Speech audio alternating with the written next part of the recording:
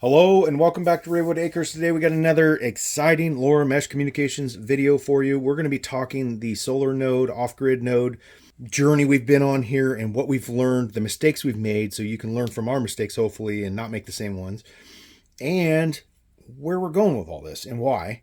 Kind of the end state or the goal of the whole program, or the whole program for us is to get a solar node that is reliable and 100% off grid, doesn't require any real inputs from a person employed here on the property, and a permanent fixture of some nature mounted to a building. I haven't picked exactly where I want to mount it yet because I have a couple different options.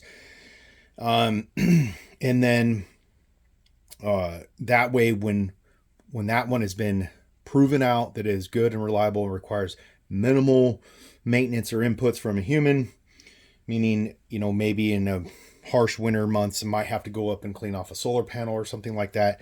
But other than that, very minimal inputs, so that I can employ more nodes throughout my local community in locations that may be harder to get to. We're not talking guerrilla kind of columns where I'm just putting them up someplace and not asking for permission and hoping somebody doesn't, tear them down and throw them away. That is a possibility, right? But we're not talking that today. We're talking about getting permission and getting them installed maybe on rooftops of buildings or something in your local city.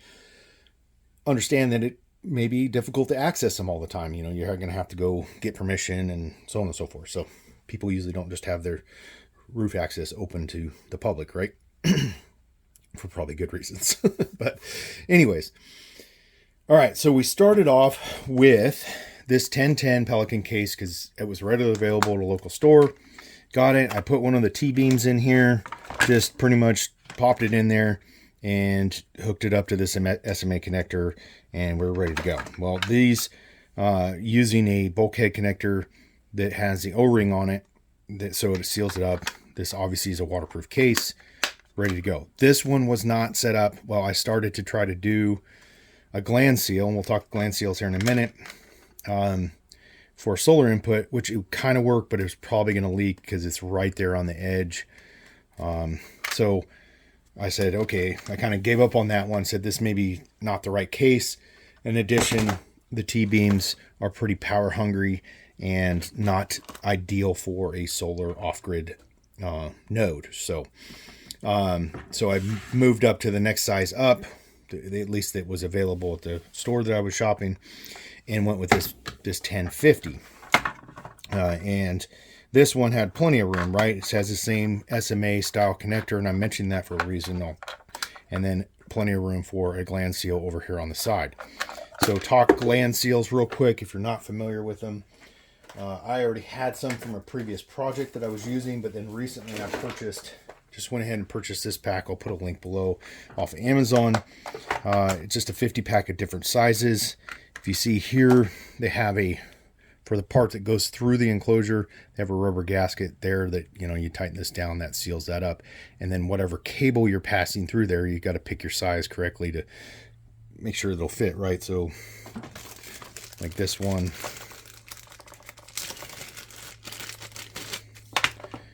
would this work for this? Probably not. Maybe if you take it all the way apart, sometimes you can get them still in there. But yeah, it will work. Oh, see, now I pulled out the little rubber piece, but that can all be popped back in there. So if I pop this, see, that's the problem. There, I got it through. Oh, and it's going to work. So this would be like the minimal size you'd need. And then you wouldn't even have to use, in this case, if you wanted to not use a bulkhead connector, you could just put that through there. You tighten that down. Will it tighten down enough? That's the question. So we're almost bottomed out, and guess what? Won't work. So that's how you kind of test those out to see. I'll get this out of the way because this video is not about cable gland seals, but if you're interested, that's what you need. All right, so that was number 2, bulky. Not to say I couldn't use it, and I definitely still can.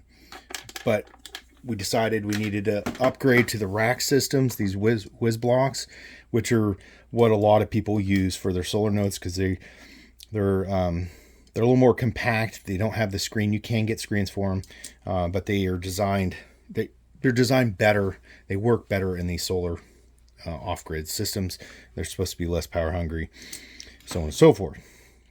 So I built this one off of universal little enclosure I got off of Amazon.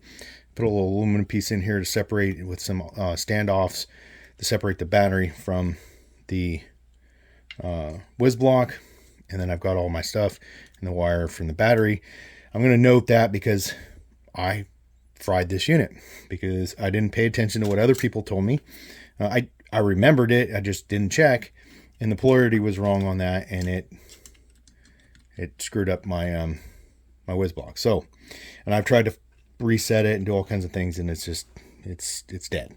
So that one, rest in peace. I might be able to revive it if I buy a new module, but we'll see.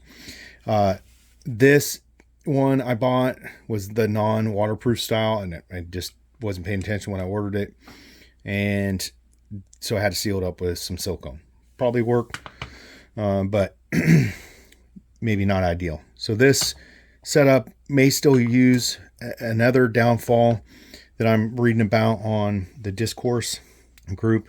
I'll link below the Meshtastic Discord group. Is the black boxes can, especially if they're mounted in conjunction with the solar panel or up on the pole with everything else, which is how most people are doing it. We'll talk that also, is they can have potential problems with overheating the device. That's something to consider. Now I'll link the comms channel videos that talk about this setup, this enclosure, and using the whiz block. The rack wireless is set up for mounting, and then this 18650 battery that mounts right to that, and you're ready to go. Or when there'll be a future video showing me put this together. There is some, it comes with all the hardware and stuff you need, and of course you need the rack wireless starter kit to get going, and then here's all the hardware for that stuff. So I'll put links, of course, for all those products down below from Rockland. Here's the last thing I'm going to talk on this is something to consider, and this is what we're going to go with this setup. Because I'm hoping this is going to be my solution right here, because it has the option, right? You have one 18650 battery holder, but there's room to mount more. So I got dual 18650 battery, so I could potentially increase my battery storing capacity to 10,000 milliamp hours, somewhere there, and therefore store more energy for longer periods for those winter months that you get less sun, or days where there is less sun, and then when you do get some sun, it charges that battery reserve and gets you through those long periods without having sun to charge batteries. So the last part I'll talk on here, I swear, is something you can consider for your enclosures instead of mounting them, because most configurations that I've seen online is you're mounting the enclosure right next to the antenna and right next to the or at least right next to the solar panel. Like the solar panel is getting mounted to the boxes or something there, something similar, right? If heat is an issue and weather exposure is an issue, but I would warn you not to run too long of a run from your solar panel, because these are pretty small cables and you're going to get some power loss over that. So you go too long, I wouldn't go over 10 feet. That's not I didn't do any calculations there. That's just an estimate. We'll test that out and see how it works for us. And then mount your enclosure like under the eave of a building or house or whatever, so that it's not directly exposed to the elements, the direct sunlight, direct driving rain or snow or whatever. And I'd still do with a waterproof enclosure, but you could probably get away with something that's like moisture proof versus waterproof. So those are my final thoughts. Hey, if you liked what we got going on here, please subscribe to the channel. You can check out our playlist. It's linked here in the video for our ecom series. It has all the Meshtastic mesh communications videos on it. Check out our website, theravenwoodacres.com for more. Connect with us via our social media links, which are linked below. And as always, have a great day, and thanks for watching.